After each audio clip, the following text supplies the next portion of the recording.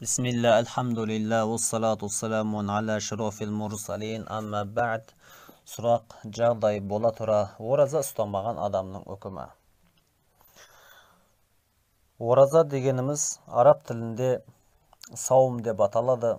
Saum degenimiz tildik mağanası barlık nerseden tiyilu degende bildirse, İslam şariatımızda oraza taң atqandan күн батқанға дейінгі ораза ниетімен ішіп жеуден және күндіз төсек қарым-қатынастан тыйылу дегенді білдіреді.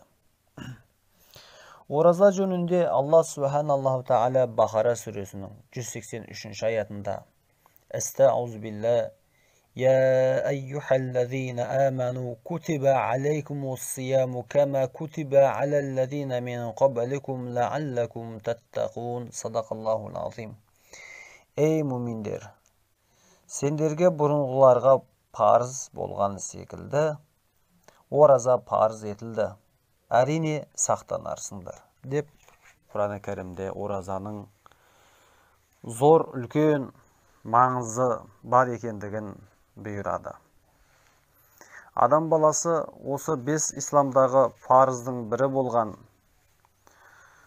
ораза Рамазан айында жылында бір рет келетін ораза ұстай алмаған жандар Алла мен құлдың арасындағы қарызы өтелінбеген құлы болып саналады. Қашанда болмасын оразаның орнын құл Алланың алдындағы қарызын толықтыру тиісті болған болып саналады. آخر دعوانا أن الحمد لله رب العالمين.